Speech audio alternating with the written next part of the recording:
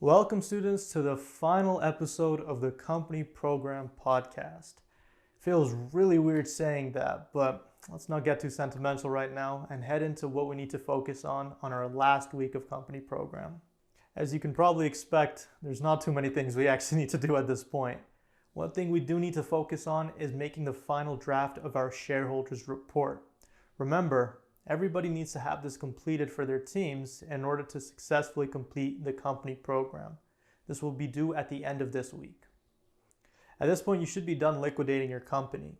This means you have all the final values that you're going to be paying in taxes, that you're going to be giving towards donations, as well as how much you're going to distribute to each shareholder. In order to clear out your bank account and get the funds to do all of these things, you have to submit the final bank withdrawal form.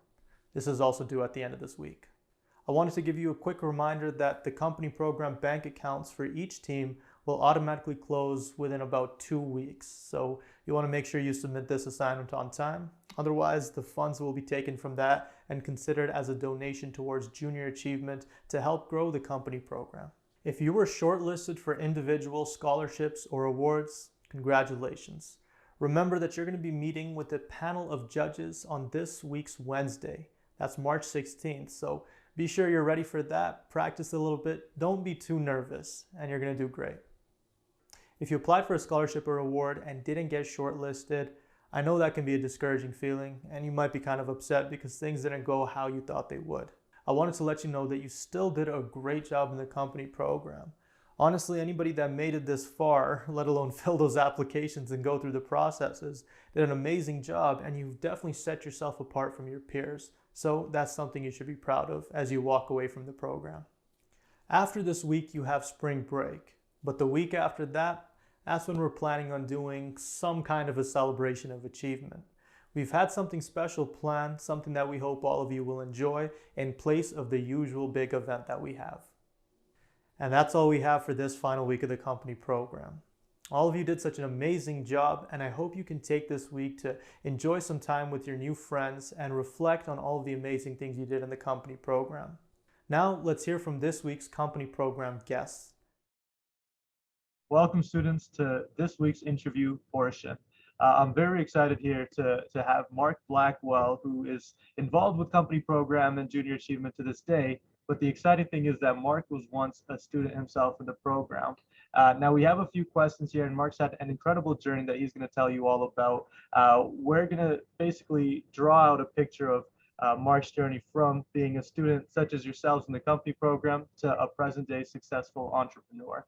Anyways, welcome, Mark. How are you? Thanks for having me this morning. I appreciate it. Oh, of course. So to begin, I have a good idea of who you are and what kinds of things you do, but just for the few students that might not, would you be willing to introduce yourself and tell us about some of the companies that you're involved with right now? Awesome. Great. Well, Mark Blackwell participated, I think, in the company program in 2006. Aging me. Was part of the company program for 3 years when I was at St. Francis High School. Fast forward to today, my full-time job now is a venture capitalist. So I think of me as Kevin O'Leary on Dragon's Den. I get to see amazing startups like the ones you're creating now. We recently just closed our second fund, $250 million fund, investing in entrepreneurs that are tackling technology problems in what we define as antiquated industries. So looking at underrepresented sectors where technology typically hasn't played a major role in the evolution and transformation of sectors. So healthcare, agriculture, food, supply chain, industrials, and construction. And we find and seek out amazing entrepreneurs that are building transformative technology companies. And so I'm physically based up here in Calgary. We have a team all around North America that looks for entrepreneurs in each of those sectors. And then involved very locally. So I was a previous entrepreneur, sold my business back in 2015, moved back from Silicon Valley, and have been very active in the Calgary community, trying to just build infrastructure to support entrepreneurs like yourselves through incubators, accelerators, venture capital firms to kind of just stimulate the local economy here in Calgary. All right, that's awesome. So a lot of exciting things. I know almost all students here will recognize Silicon Valley. They have an idea of what it means. There's kind of an entrepreneur lifestyle. and Mark is actually like you're someone that's lived that lifestyle here, and now you've come back to Calgary. So again, for a student, especially when you're younger, it's hard to grasp where you're standing right now in high school, joining these virtual meetings, making your company program product, to kind of getting to that image of what an entrepreneur looks like, right? And again, I've mentioned that you're someone that actually did that. So we'll backtrack to 2006, I think, is when you said you did the company program. And all these students, they have their own experience in the program now. The year is just about wrapped up. So I think it'd be interesting to hear about your experience in the program. So you mentioned that you did the company program in 2006. So you were participating for just 1 year? I did 3 years actually, all through grade 10, 11, and 12 company program. Okay, that's amazing. So could you tell us a bit about the different products or services you and your team made? Yeah, I still have some of them. We did the traditional JA lip balm and bath bombs were my first two products, and then gift baskets. So I wouldn't say we thought crazy outside of the box, but it was very interesting. Obviously, as everyone's emerged through this program, the production process of sourcing materials, which in today's age around supply chain constraints and being able to find materials, we ordered things on the early days of what would have been AliExpress. We found it on eBay, imported materials. That was a process unto itself. Shareholder capital, pitching people to raise capital for your businesses. All the things that I learned in that program are so relevant to you as in the startup life that we had with my first company. And so those were the three eventual products that we built as part of my 3 years at JA. Yeah, and those are company program staples, I think, even today, and as far back as we could possibly go. I think gift baskets in particular, you're going to see those pop up. We have a company this year that's working on gift baskets as well. So that's very interesting. And again, I think times change, the technology changes, consumer demands, everything. Those things change, but those basic steps, regardless of when you start a company or participate in company program, those stay the same, which I think is very interesting. And so again, talking about your experience, I'd be curious to know what different roles you held in the company program. So whether or not you ran for an executive position, and what kind of departments you worked in. So I think the first year I was an executive. The second year I was VP finance, if that still is one. And then the third year I was president. And when I was in my third year, I remember being able to travel to JCAN had an international summit in Newfoundland. And so in my third year, I think they had 24 countries represented around the world, where we actually got to go and do like our final pitch. And that was, an experience I'll always remember. Two of us from Junior Achievement Southern Alberta got to travel to the national summit.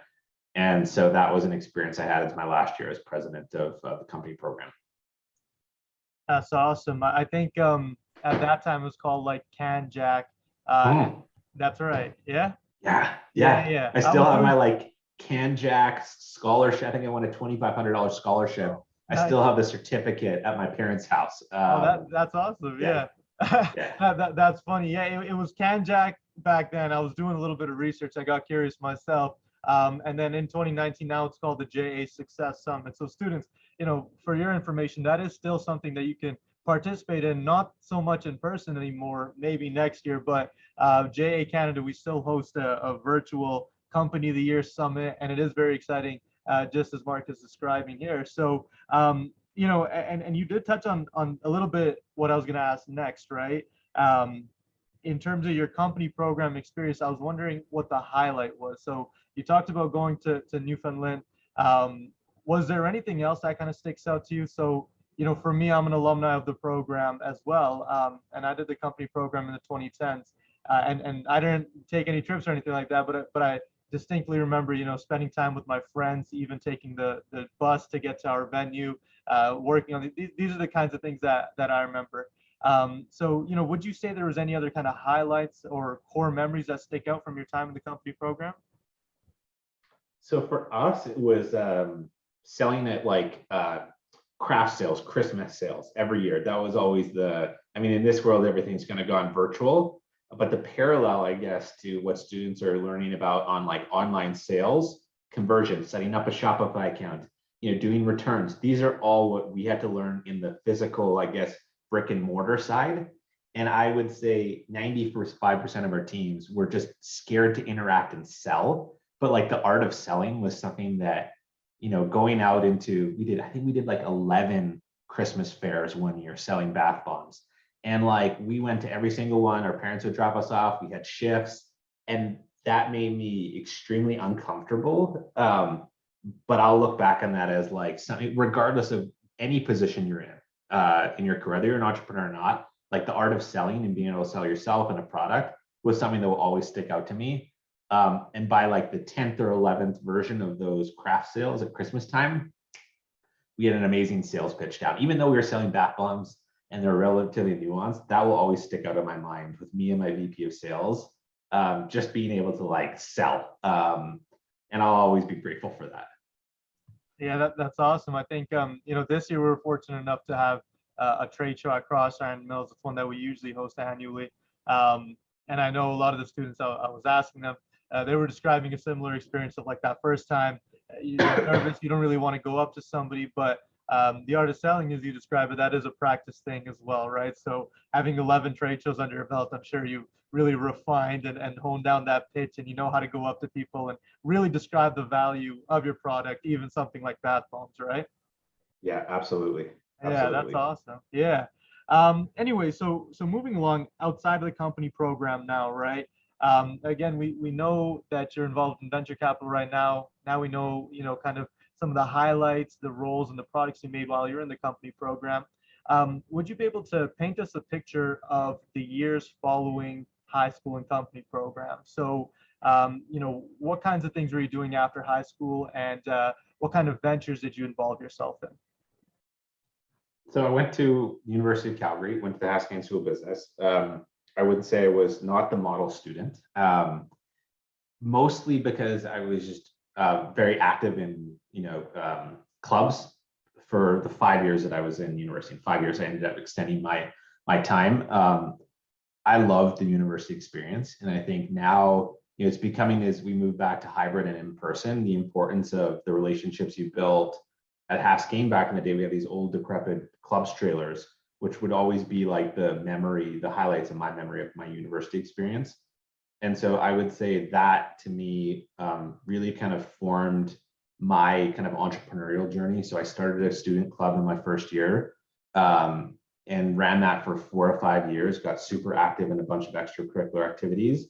Now that didn't do amazing things for my grades, but at the end of the day, like I just spent a disproportionate amount of time in those activities and built some amazing relationships, took a bunch of risk inside of that, and was basically like the company program 2.0. We were building a company from scratch. We were raising sponsorship. We were getting members, all the different types of things we learned in the company program. And then right after school, I would say I recognized that I needed to upgrade some of my core skills. And so I'd say there's like tools in your toolbox, regardless of whatever career you go into, you need, basic financial literacy, accounting, finance, that I really didn't spend a ton of time in university cultivating. And so I went right into investment banking out of college, was the worst investment banker because I got, I think, a C- in my original finance class. So somebody made a big bet on me, but I recognized that I needed those tools as like a foundation to any good career. And I lasted a year. And then right after that went into corporate venture at Synovus. And so Synovus, large energy company in downtown Calgary, decided that they wanted to invest in early stage startups. So as a 25-year-old, invested in modularized nuclear fusion reactors, fiber optic acoustic sensing for leak detection in pipelines. It was an amazing experience. And I'm always grateful for that. But one of my mentors always said it's really tough to be a coach before you've been a player. And so here I was, 24, 25 years old, investing in companies. And so I took that to heart, rolled up my sleeves and started a software company with two of my friends here in Calgary. And so started that in our basement, moved to Silicon Valley, and the rest is kind of history. Happy to fill in any holes. But I would say, to be a very good investor, you have to be a very good operator first. And I think everyone as part of the company program recognizes what it's like to build a company, raise capital, build a product, sell the product, liquidate the business. These are all things that every startup kind of goes as part of that journey. And so that was kind of, I would look back as an experience on. That's great, and I really like that. I guess that quote that you shared, that you can't be a coach without first being a player. And I know you applied it to like an investing, operating circumstance there, but I think that applies in a lot of different things. I know in my conversations with students, there's some anxieties around that where they feel like they need to be at a certain level, but it's okay to play the game for a little while, right? Especially when you're only 17, 18 years old. You're really early in the game still, right? It's all good. It's only looking up here. Anyways, I know you mentioned that first company of yours. I was wondering if you could elaborate a little bit more on what that initial technology company was that you started with your friends here. So it was a company called GNS3, and how I found the founders. I knew nothing about the actual technical components of the software.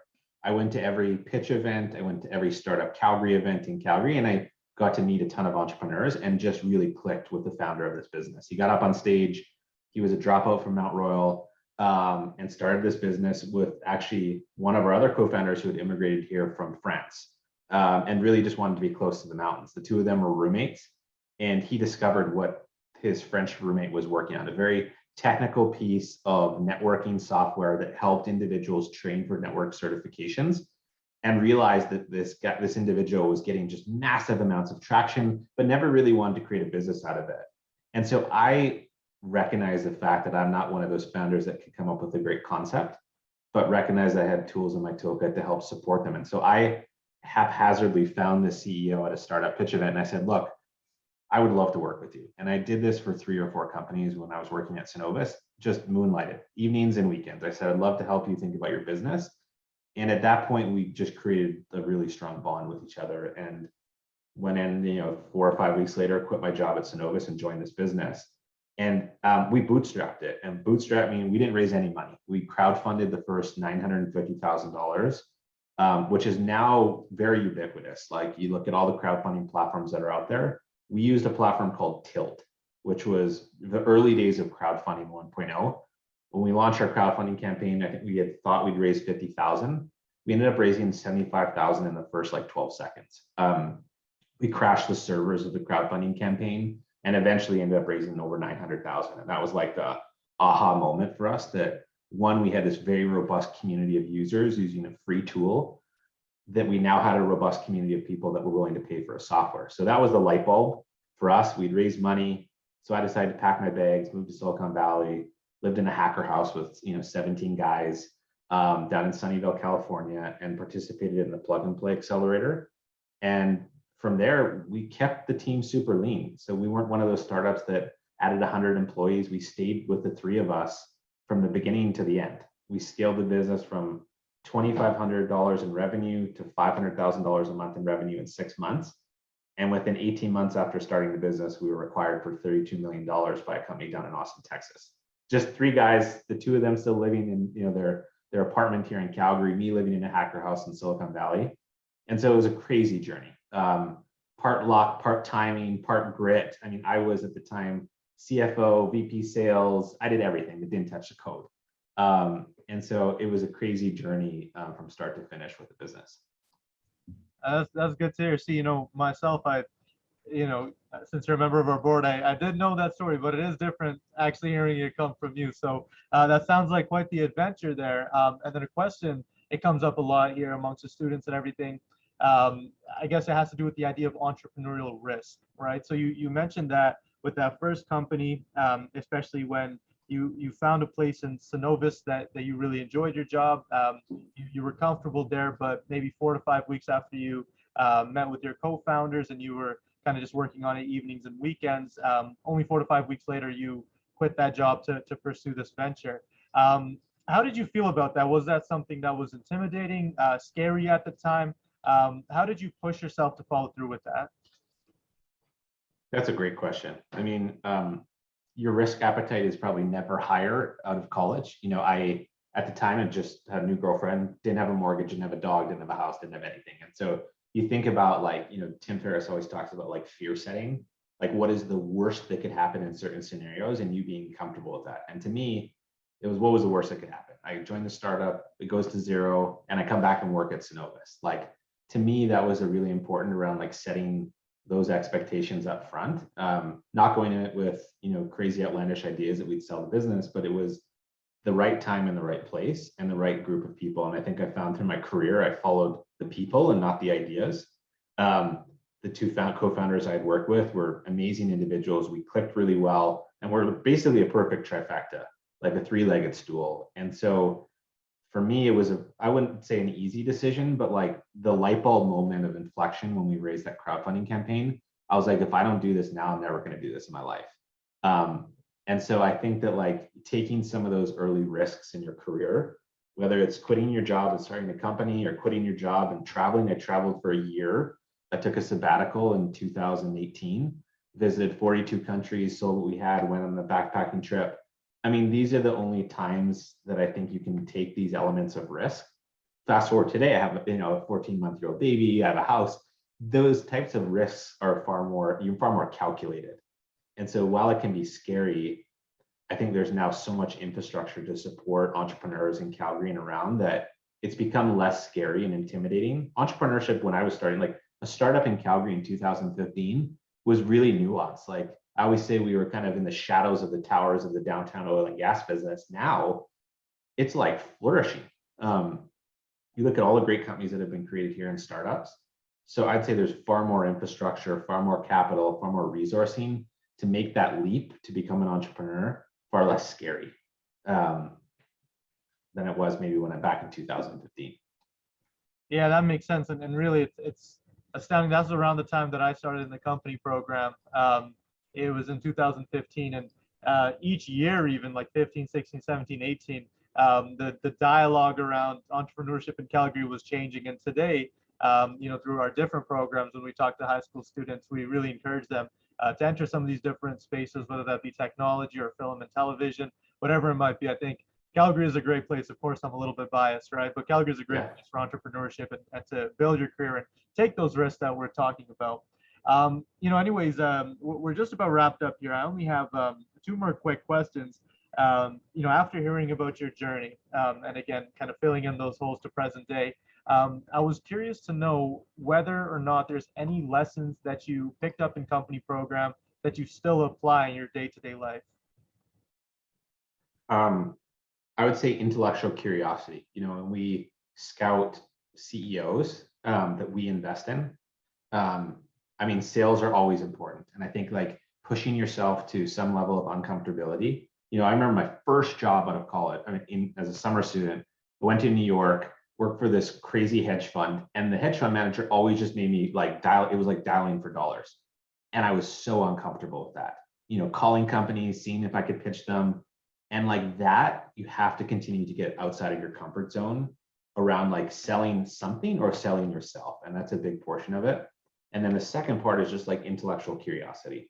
I think that is a trait that we scout for, and a trait that will always be valuable around, the discovery of continually learning. And in the company program, through ideation of discovery of figuring out what product you build, the discovery process of how you pitch shareholders, discovery process of how you sell. I think now more than ever, there's so many resources online for you to learn.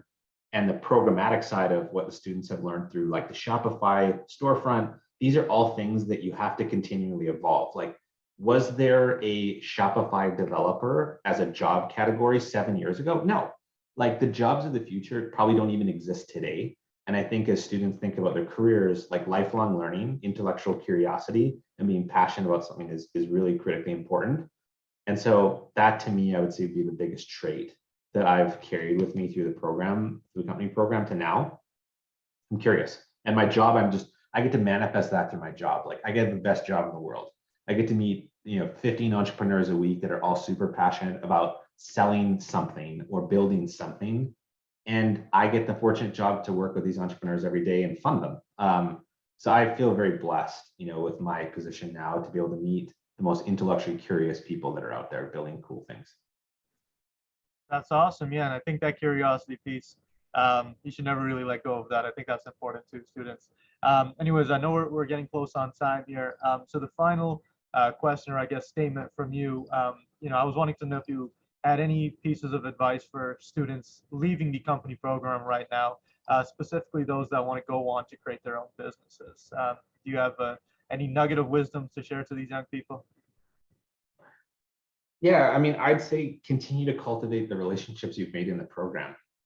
My first VP of sales for my startup was my VP of sales in my second year of company program. And he could sell ice to an Eskimo. And I maintain that connection. And one of my best friends, still to this day, his name's Nick Seminot, works in New York. Him and I have become best friends after company program. And so you've met amazing people. I'd say the one thing that maintain those relationships. I think in this world, it's become increasingly difficult to do that in a virtual world. But the relationships you've built, the people that you've met through the program, continue to cultivate that, stay in touch with people, because people will go far and wide. Nick's now, vice president inside of Goldman Sachs in New York in the private equity world, and him and I always find ways to connect. And my VP of sales, like I said, has come back into my world with my last startup. And so just make sure you invest in relationships and invest in the people that you've met. And then I'd say the other thing, I met Dick Haskeen. I won the Dick Haskeen Scholarship as part of my last year of company program. I still see Dick Haskeen and talk to Dick Haskeen multiple times a year. And so as you think about even the mentors you've met, the people you've met inside the company program, just invest back and make sure that you spend dedicated time and energy building relationships in your network, because it'll pay dividends down the road. So that would be my biggest piece of advice. That's fantastic. And I think that's a very significant note to end off on, right? Students, as we leave the company program, don't forget the people around you. And again, maintaining those relationships is very important. Especially today, it's really easy to just reach out to people, whether it be through text, message, phone call, whatever it might be. Anyways, Mark, thank you so much for your time. I appreciate you going through your journey and answering some of these questions here for the students. All right. Thank Awesome. you. Thanks so much. Of course. Perfect. Thank you so much, this week's guests. Now it's time for the final recap of the company program podcast. By the end of this week, you need to submit your final draft of the shareholders report. Again, this needs to be completed for all students on your team to be considered successful company program alumni. Please also submit your final bank withdrawal form. If you don't submit this and you don't get access to your funds, everything in your bank account will be considered a donation to junior achievement. For students that were shortlisted for a scholarship or award, be ready for judging on March 16th. This is going to be a virtual session, but still remember to dress up well and prepare, because your panel of judges have a handful of questions that they want to ask you. And of course, we're going to be rolling out this year's celebration of achievement on the week of March 28th. Students, thank you so much for tuning in to this week's company program podcast episode, as well as this whole series. It's been a new and unique thing that we try to do this year, and I hope you all enjoyed it and got lots of value out of it. I'll see you all at the celebration of achievement.